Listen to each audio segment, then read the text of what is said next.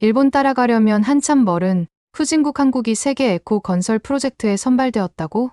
말이 안 되는 상황에 일본인 도시계획가가 헛웃음을 뱉고 있습니다. 도대체 어떤 일이 일어난 사연인지 사연 시작해 보겠습니다. 저는 도쿄의 마천루를 주황빛과 분홍빛으로 물들이는 석양을 바라보며 32층 사무실 창가에 서 있었어요. 제 이름은 나카무라 은지이고 저는 도시 계획가입니다. 쉽게 말하면 도시가 성장하고 변하는 방향을 설계하는 일을 해요. 한 건물을 설계하는 건축가라기보다는 전체 동네를 설계한다고 보시면 돼요. 제 뒤로 컴퓨터 화면이 환하게 빛나고 있었어요. 거기엔 도쿄 도심에 새로 조성될 친환경 지구에 대한 최신 설계가 띄워져 있었죠. 어릴 적에 나무 블록으로 놀던 기억이 떠올라 미소가 지어졌어요. 이제는 나무 블록 대신 진짜 건물과 도로, 공원을 다루고 있지만요. 각 프로젝트는 마치 거대한 퍼즐 같았어요. 모든 게 딱 맞아떨어지도록 설계하는 일이 정말 즐거웠어요. 은지씨, 이거 봤어요?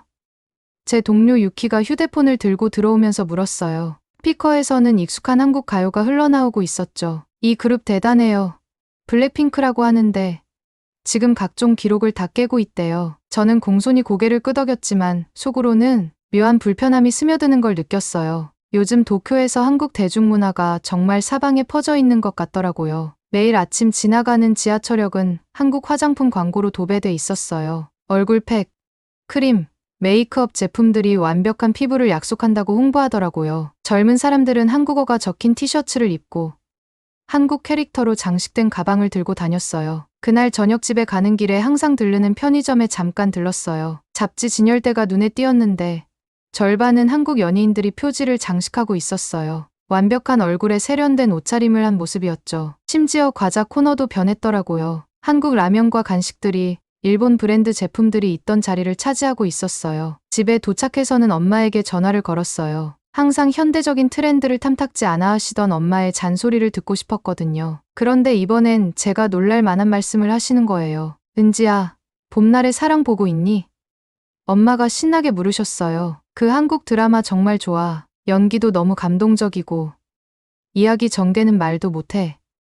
꼭 봐야 해. 저는 거의 전화기를 떨어뜨릴 뻔했어요. 한때 한국 음식점 가는 걸 거부하시던 엄마가 지금은 한국 드라마를 극찬하시다니요. 제가 자라면서 늘 일본이 아시아에서 가장 앞선 나라라는 자부심을 가지라고 가르치셨던 분인데요. 우리 집을 전통 일본 예술품으로 가득 채우고 차도 예법을 배우게 하셨던 바로 그 엄마가요. 그날 밤 저는 잠을 이룰 수가 없었어요. 결국 아파트 발코니로 나가서 반짝이는 도쿄의 야경을 바라봤어요. 제가 사랑하는 이 도시, 제가 설계해온 이 도시가 갑자기 낯설게 느껴졌어요. 어릴 적에 저는 일본이 특별한 나라라고 항상 믿었어요. 세계의 신칸센, 로봇, 그리고 애니메이션을 선보인 나라가 바로 일본이었으니까요. 일본 제품은 품질과 혁신의 대명사였고 일본 문화는 아시아 전역에서 패션과 엔터테인먼트를 선도했어요. 그런데 뭔가가 변하고 있었어요. 회사 회의에서도 젊은 건축가들이 도쿄의 인프라보다는 서울의 디지털 인프라를 더 자주 언급하더라고요. 친구들은 부산이나 서울로 떠난 여행을 자랑하면서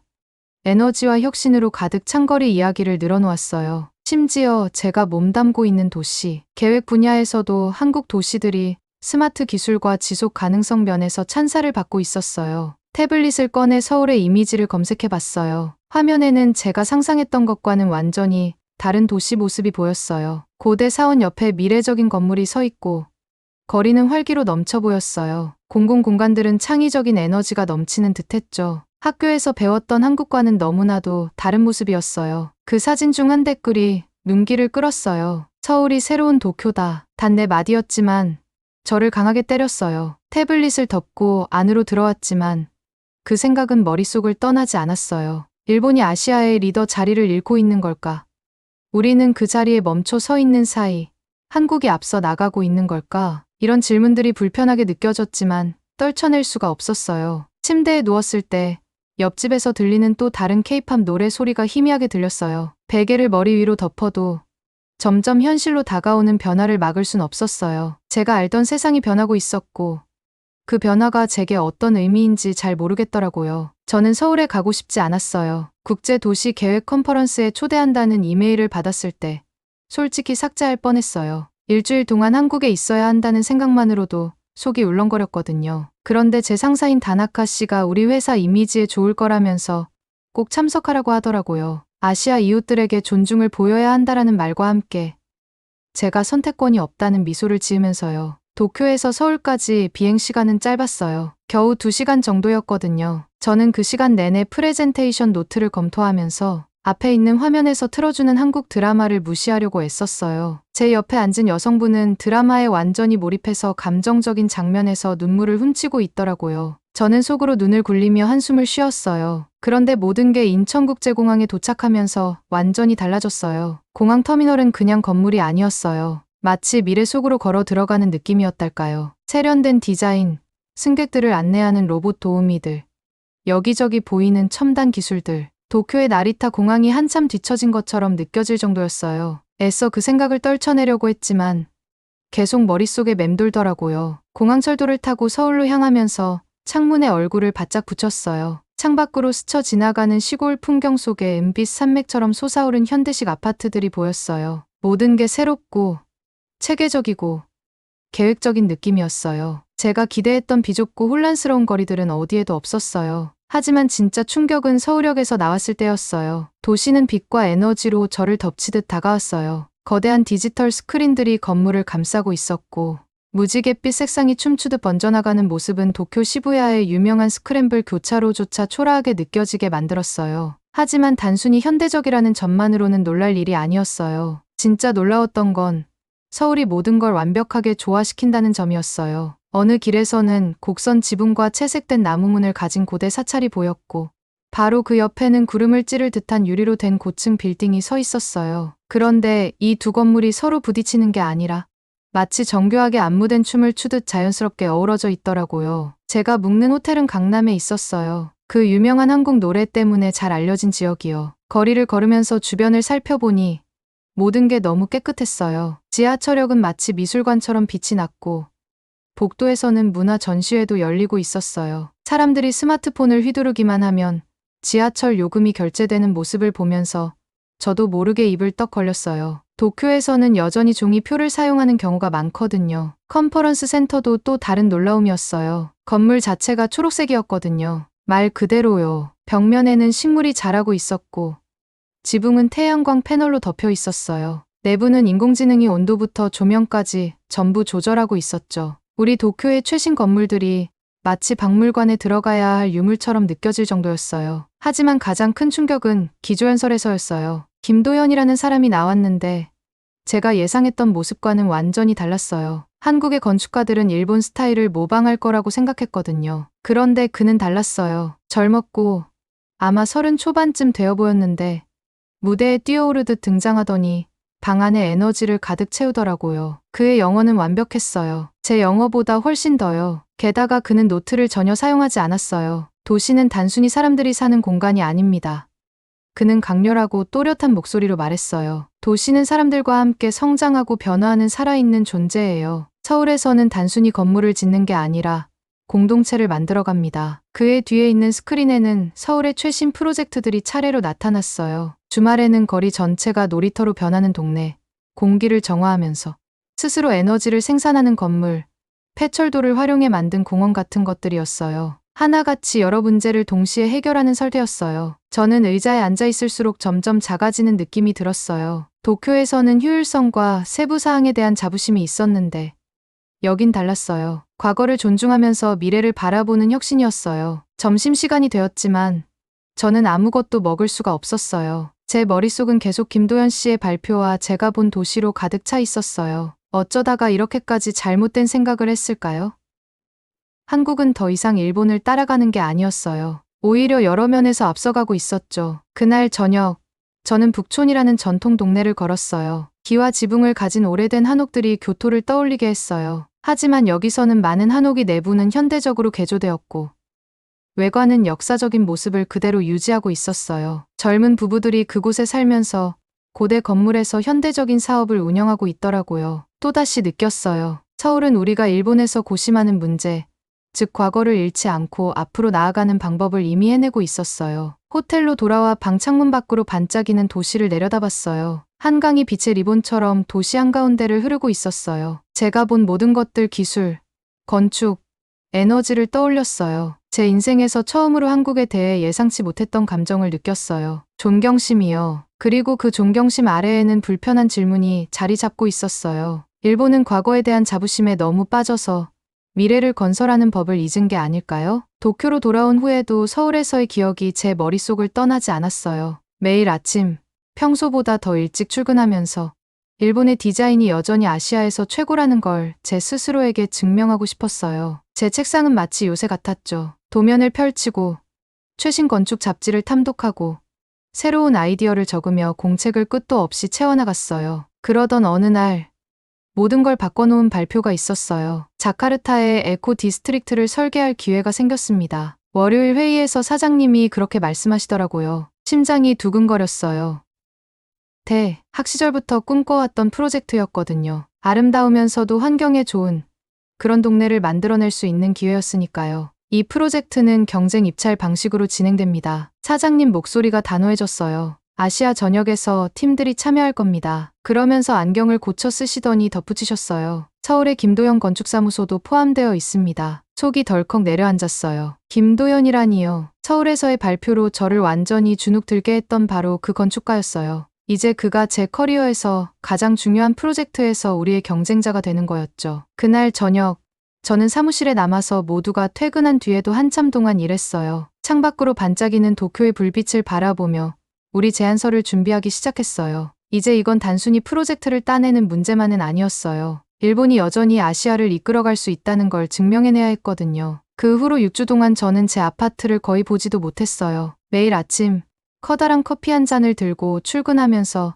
비범한 뭔가를 만들어내겠다는 결심을 다졌죠. 제 팀과 저는 모든 디테일에 집중했어요. 에너지 소비를 50% 줄이는 건물을 설계했고 지역 주민들을 위한 식량을 재배할 수 있는 정원을 계획했어요. 고요한 명상 공간 같은 전통적인 일본 요소도 포함시켰고 모든 건물이 지진에도 안전하도록 만들었어요. 저는 모든 걸 몇 번이고 검토하고 또 검토했어요. 디자인 작업을 하지 않을 때는 프레젠테이션 연습에 몰두했죠. 제 목소리를 녹음해서 출퇴근길에 듣고 심지어 양치질을 하면서도 욕실 거울 앞에서 연습했어요. 그리고 드디어 경쟁의 날이 왔어요. 발표 장소는 자카르타의 고급 호텔이었어요. 커다란 창문으로 도시의 스카이라인이 보였고 방 안은 건설 업계의 중요한 사람들로 가득했어요. 손이 너무 떨려서 물잔을 두 손으로 겨우 들고 있을 정도였어요. 김도연 팀이 먼저 발표했어요. 조명이 어두워지고 커다란 화면에 영상이 재생되기 시작했죠. 전쟁으로 황폐화된 가난한 나라에서 세계에서 가장 현대적인 국가 중 하나로 변모한 한국의 놀라운 여정을 담은 영상이었어요.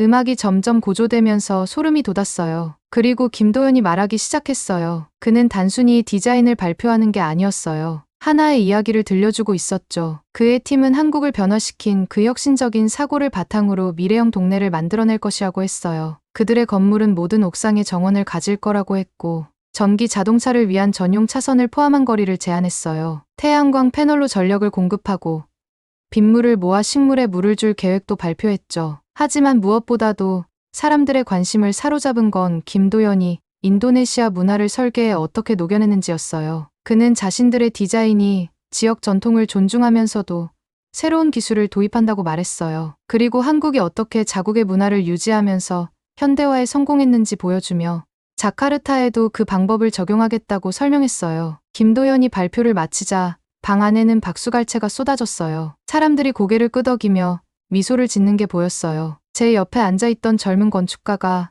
친구에게 속삭였어요. 한국이 진짜 미래야. 그 말은 마치 제 배를 가격하는 한방처럼 느껴졌어요. 이제 제 차례가 됐어요. 저는 최선을 다했어요. 우리의 디자인은 아름다웠고 세심하게 계획된 작품이었어요. 일본에서 늘 그래왔던 것처럼요. 하지만 김도연의 발표만큼 사람들을 흥분시키지는 못한 것 같았어요. 우리는 완벽한 디테일과 검증된 방법에 초점을 맞췄지만 그의 팀은 사람들에게 내일의 비전을 보여준 거였죠. 그날 저녁 네트워킹 행사에서 저는 창가에 서서 손에 든 주스를 한 모금도 마시지 못했어요. 자카르타의 스카이라인이 저녁빛에 반짝이고 있었지만 머릿속엔 우리 발표가 김도연의 발표에 비해 얼마나 구식처럼 느껴졌는지 생각만 가득했어요. 사람들은 무리를 지어 한국의 아이디어와 에너지에 대해 들떠서 이야기하고 있었어요. 저는 마치 투명인간이 된 것처럼 느껴졌어요. 마치 일본이 한국에 떠오르는 태양에 가려 보이지 않게 되는 것처럼요. 그날 밤 호텔 방에서 저는 좀처럼 잠들 수가 없었어요. 아직 결과가 공식적으로 발표된 건 아니었지만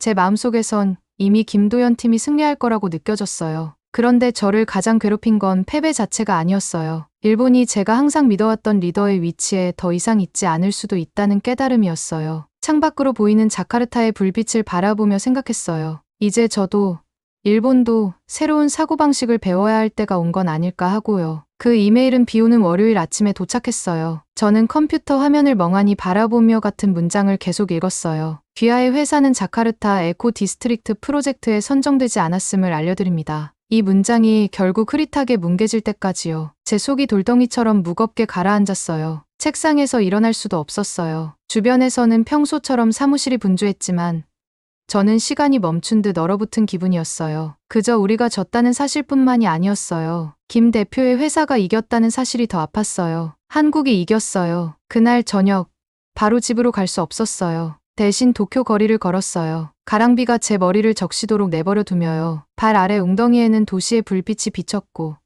제가 가는 곳마다 한국의 영향력이 보였어요. 커다란 빌보드에는 방탄소년단이 일본 음료 브랜드를 홍보하고 있었어요. 가게 창문 너머로는 10대들이 한국 화장품을 고르는 모습이 보였고 한 식당 앞에는 사람들이 줄을 서서 최신 한국 길거리 음식을 기다리고 있었어요. 5년 전만 해도 이런 건 드문 일이었을 거예요. 그런데 이제는 어디서나 볼 수 있었어요. 비를 피해 작은 커피숍에 들어가 따뜻한 녹차를 주문했어요. 창가에 앉아 있는데 휴대폰에 뉴스 알림이 울렸어요. 삼성 글로벌 시장 점유율에서 일본 경쟁사 추월이라는 제목이었어요. 저는 얼른 휴대폰 화면을 껐어요. 그 후 몇 주는 안개 속을 걷는 기분이었어요. 회사에서는 다른 프로젝트에 몰두하며 매일 늦게까지 일했어요. 그런데도 김 대표가 자카르타에서 발표하던 모습이 계속 떠올랐어요. 그가 도시를 살아있는 존재로 비유하며 사람들과 함께 성장하고 변화한다고 말하던 태도는 우리 전통적인 신중한 접근 방식과는 완전히 달랐어요. 어느 날 밤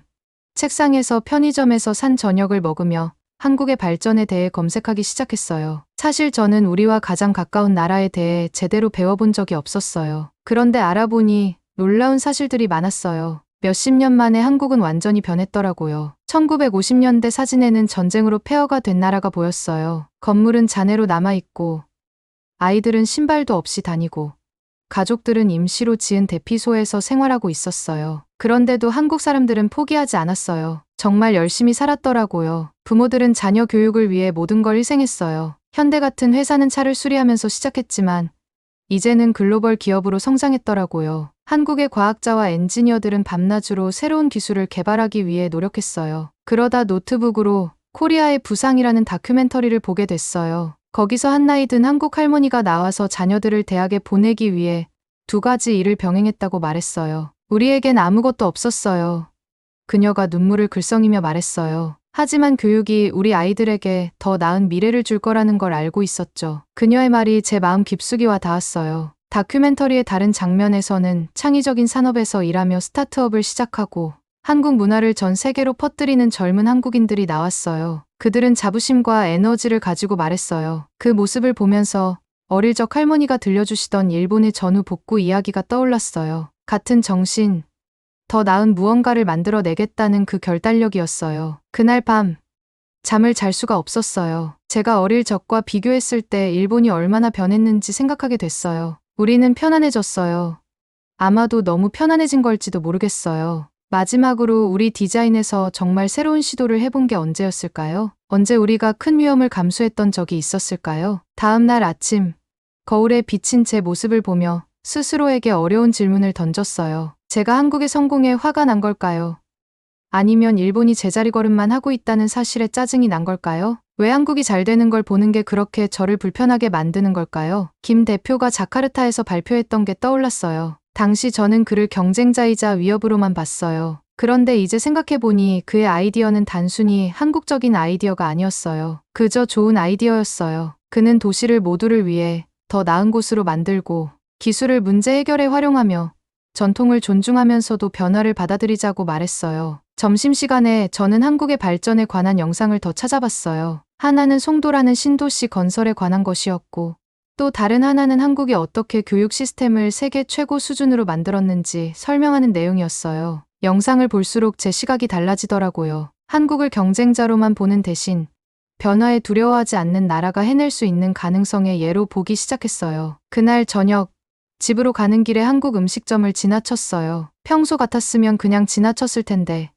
이번엔 멈춰 서서 들어갔어요. 젊은 웨이트리스가 따뜻한 미소로 저를 맞이하며 부대찌개를 추천해줬어요. 한국 전쟁 직후의 힘든 시기에 만들어진 음식이라고 하더라고요. 따뜻하고 매콤한 국물을 맛보며 어려운 시절에서 나온 무언가 훌륭한 것을 생각하게 됐어요. 식당 안을 둘러보니 일본인과 한국인 손님들이 함께 앉아 식사를 하며 웃고 이야기하고 있었어요. 아마 그때 깨달은 것 같아요. 성공은 꼭 경쟁일 필요가 없다는 거요. 한국의 성장이 일본을 덜 중요하게 만드는 건 아니에요. 어쩌면 우리는 서로에게서 배울 수 있을지도 모르겠어요. 그날 밤 저는 잠을 이룰 수 없었어요. 한국의 여정을 다룬 다큐멘터리가 제 머릿속에서 계속 재생되더라고요. 침대에 누워 천장을 바라보다가 마침내 스스로 인정했어요. 제 문제가 사실 한국 자체와는 상관이 없었고 일본, 더 정확히 말하면 일본이 멈춰버린 것과 관련이 있다는 거요. 다음 날 아침 저는 도쿄의 비즈니스 지구를 천천히 걸었어요. 모든 게 익숙했어요. 아니 어쩌면 너무 익숙했는지도 모르겠어요. 몇십 년 동안 변하지 않은 같은 건물, 같은 간판, 같은 리듬들. 우리는 마치 아름답지만 시간이 멈춰버린 박물관 전시품 같았어요. 완벽하고 깔끔하지만 정체된 상태로요. 우리가 언제부터 이렇게 큰 꿈을 멈췄지?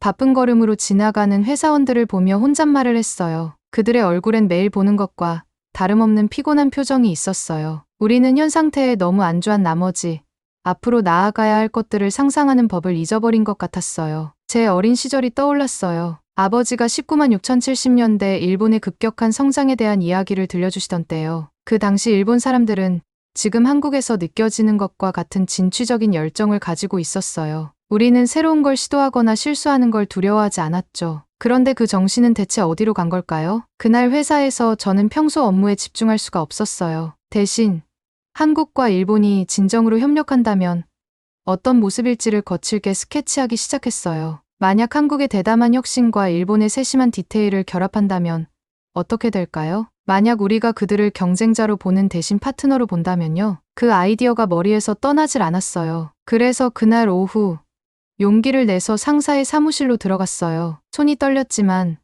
나가사키의 작은 동네를 개조하기 위해 김도연 팀과 공동 프로젝트를 진행하자는 제안을 펼쳐 보였어요. 나카무라 씨, 상사께서 얼굴을 찌푸리며 말씀하셨죠. 우리를 이긴 회사와 협력하자고 하시는 겁니까? 네. 저는 목소리를 최대한 안정적으로 유지하려 노력하며 대답했어요. 왜냐하면 그들이 우리를 이긴 게 아니라 우리에게 새로운 걸 보여줬으니까요. 그리고 우리도 그들에게 뭔가 보여줄 수 있을 거예요. 회의실은 잠시 정적에 휩싸였어요. 모두의 얼굴에 의심이 가득했죠. 특히 나이가 많은 동료들은 마치 신 것을 억지로 먹은 듯한 표정을 짓더라고요. 그런데 야마모토 선배께서 천천히 입을 열었어요. 그녀 말이 맞을지도 모르겠군요. 그분이 천천히 말씀하셨어요. 손자가 계속 한국이 어떻게 다르게 해내고 있는지 얘기하던데 어쩌면 우리가 그들에게 배울 때가 된 걸지도 모르겠어요. 마치 그들이 한때 우리에게 배웠던 것처럼요. 그 뒤로 회의를 3번 더 하고 수많은 프레젠테이션을 거친 끝에야 프로젝트가 승인됐어요. 서울에 있는 김도연 씨의 사무실에 전화를 걸었을 때 그가 협력에 그렇게 빨리 동의할 줄은 몰랐어요. 저는 항상 일본 건축을 존경해왔습니다. 그가 말했어요. 이건 우리 모두에게 흥미로운 기회가 될 것 같네요. 처음 몇 주는 정말 힘들었어요. 너무 힘들었죠. 우리 팀은 모든 걸 두고 다퉜어요. 한국 팀은 빠르게 움직이고 새로운 걸 시도하고 위험을 감수하길 원했어요. 반면 일본 팀은 신중한 계획, 검증된 방법, 안전한 선택을 선호했죠. 어떤 날은 그 두 방식의 간극을 메우느라 두통이 날 정도였어요. 그런데 흥미로운 일이 벌어지기 시작했어요. 전통 재료를 쓸지 새로운 기술을 쓸지를 두고 벌어진 격렬한 논쟁 중에 두 팀 모두 갑자기 서로의 말을 듣기 시작했어요. 한 젊은 한국 건축가가 전통, 일본 목재 접합 기술과 현대 한국의 스마트홈 기술을 결합하자는 아이디어를 제안했어요. 그 아이디어는 정말 대단했어요. 두 나라의 강점을 모두 존중하는 방식이었죠. 조금씩 팀 사이의 벽이 허물어지기 시작했어요. 점심을 같이 먹으며 서로의 삶에 대한 이야기를 나누기 시작했어요. 저는 한국 디자이너 민지가 후쿠오카에 아직도 살고 계신 일본인 할머니가 있다는 걸 알게 됐어요. 반면 구조 엔지니어인 타케시는 서울 컨퍼런스에 갔다가 한국 음식을 사랑하게 됐다고 하더라고요. 어느 날 저녁, 김도연 씨와 저는 긴 하루를 마치고 작은 라면 가게에 앉아 있었어요. 웃긴 거 알아요? 그가 국수를 휘저으며 말했어요. 처음 일을 시작했을 땐 한국이 일본보다 더 잘할 수 있다는 걸 증명하고 싶었어요. 그런데 이제는 그게 중요한 게 아니라는 걸 알겠더라고요. 저는 고개를 끄덕이며 그의 말을 완전히 이해했어요. 중요한 건 우리 둘 중 어느 한쪽이 단독으로 만들 수 없는 더 나은 무언가를 만드는 거죠. 두 팀이 함께 일하면서 제 도시가 새롭게 보이기 시작했어요. 제가 당연하게 여겼던 것들, 효율적으로 움직이는 기차 시스템이나 공공장소의 세심한 디자인 같은 것들을 다시 보게 됐죠. 하지만 동시에 우리가 더 용감해질 수 있는 부분, 더 혁신적일 수 있는 부분도 보이기 시작했어요. 이 프로젝트는 단순히 우리의 디자인을 바꾼 것만이 아니었어요. 우리 자신도 변화시키고 있었죠. 매일 서로에게서 새로운 걸 배웠어요. 한국 팀은 우리의 디테일에 대한 집중력을 점점 더 인정하기 시작했고, 우리는 그들의 대담함을 받아들이는 법을 배웠어요. 쉽지는 않았지만 항상 흥미로웠어요. 돌이켜보면 한국의 부상에 대한 저의 거부감에서 수용으로의 여정은 단순히 한국에 관한 이야기가 아니었어요. 그것은 변화가 반드시 모든 걸 버리고 떠나는 걸 의미하지 않는다는 걸 배우는 과정이었죠. 전통을 존중하면서도 변화를 받아들이는 것. 다른 사람에게서 배우면서도 자신에게 충실할 수 있다는 거요. 아침 햇살이 막 완공된 나가사키 지구를 황금빛으로 물들이고 있었어요. 저는 전망대에 서서 우리가 만든 공간을 자유롭게 오가는 사람들을 바라보고 있었죠. 일본과 한국 팀이 1년 동안 함께 협력한 끝에 우리의 비전이 드디어 현실로 이루어진 거예요. 멋지지 않나요? 익숙한 목소리가 뒤에서 들렸어요. 돌아보니 한때는 경쟁자였던, 지금은 존경하는 동료가 된 김도현 씨가 난간 옆으로 다가오고 있더라고요. 우리 아래 보이는 광장은 두 문화가 완벽하게 어우러진 모습이었어요. 전통 일본 단풍나무가 그늘을 만들어주고, 그 아래에는 한국에서 디자인한 스마트 벤치가 있어서 사람들이 태양광으로 휴대폰을 충전할 수 있었어요. 건물의 곡선은 한국의 한옥 지붕과 일본의 파고다를 떠올리게 했고, 삼성 기술로 제작된 디지털 정보 게시판에는 하루 일정이 일본어와 한국어로 표시되고 있었어요. 1년 전만 해도 당신과 함께 일하게 될 거라고는 상상도 못했어요. 제가 김 씨에게 솔직히 털어놨어요. 그때 저는 일본이 더 뛰어나다는 걸 증명하는 데만 신경 썼거든요. 김 씨는 이해한다는 듯 미소 지으며 말했어요. 저도 똑같았어요. 우리 첫 디자인 회의 기억나요? 광장 배치를 두고 3시간 동안 싸웠던 거요. 저도 웃었어요. 우리가 얼마나 고집을 부렸는지 기억나더라고요. 네. 그런데 지금은 우리가 함께 이런 걸 만들어냈네요. 아래에서는 어린아이들 한 무리가 인터랙티브 분수에서 뛰놀며 물놀이를 하고 있었어요. 그 웃음소리가 건물 사이에 울려 퍼졌죠. 그 분수는 김 씨의 아이디어였어요. 빗물을 재활용하고 사람들의 움직임에 따라 패턴을 만들어내는 디자인이었죠. 처음에는 이 공간에 너무 현대적이라고 생각했는데 지금은 그 분수 없이 광장을 상상할 수조차 없어요. 일본의 노부부 한 쌍이 스마트 벤치에 앉아서 태블릿으로 한국 드라마를 보고 있었어요. 그 근처 푸드코트에서는 일본 라멘과 한국 비빔밥을 팔고 있었고 그 냄새가 공기 속에서 어우러지고 있었죠. 관광객 한 무리가 사진을 찍기 위해 저희가 설계한 식물벽 앞에 멈춰 서 있었어요. 그 벽은 제가 디자인한 공간인데 일본과 한국 식물을 함께 심어서 수직 정원으로 만든 거였어요. 우리 프로젝트가 소셜미디어에서 화제가 되고 있어요.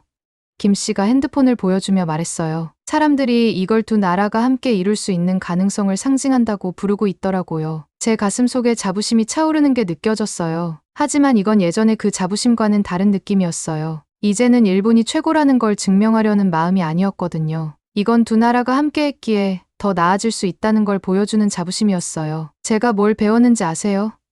제가 물으며 일본인과 한국인 관광객들이 건물 앞에서 셀카를 찍는 모습을 바라봤어요. 경쟁은 우리를 더 나아지게 만들지만 협력은 우리가 혼자서는 만들 수 없는 걸 가능하게 해주는 것 같아요. 김 씨가 고개를 끄덕이며 말했어요. 전통 한국 철학에도 그런 개념이 있어요. 음양 사상이요. 서로 다른 힘이 함께 어우러져 균형을 이루는 거죠. 일본에도 비슷한 개념이 있어요. 제가 덧붙였어요. 우리는 와흐라고 불러요. 서로 다른 요소들 간의 조화를 의미하죠. 그날 오후, 저는 지구를 걸으며 세세한 디테일들을 하나하나 살펴봤어요. 저희 팀은 모두가 편안하게 느낄 수 있는 공간을 만들기 위해 열심히 노력했어요. 표지판은 일본어, 한국어, 영어로 작성되어 있었고, 건축물은 두 문화를 축하하면서도 어느 한쪽이 더 우위를 점하려 하지 않았어요. 커뮤니티 센터에서는 일본 노인들이 한국 강사에게 K-팝 댄스를 배우고 있었어요. 바로 옆방에서는 한국 가족이 일본 다도 수업을 듣고 있었고요. 이곳은 우리가 단순히 지은 건축물이 아니었어요. 이건 우리 두 문화를 이어주는 다리였어요. 저녁이 되자 태양이 지고 한국 기술로 만든 에너지 효율적인 조명이 켜졌어요. 저는 옥상 정원에 앉아 있었어요. 밤 공기는 시원했고 도시가 별빛 담요처럼 펼쳐져 있었어요. 그때 어머니에게서 메시지가 왔어요. 어머니는 다음 주에 이 지구를 방문할 계획이라고 하시면서 제가 추천했던 한국 레스토랑에 가보고 싶다고 하셨어요. 문자를 보며 웃음이 나왔어요. 나가사키의 스카이라인뿐만 아니라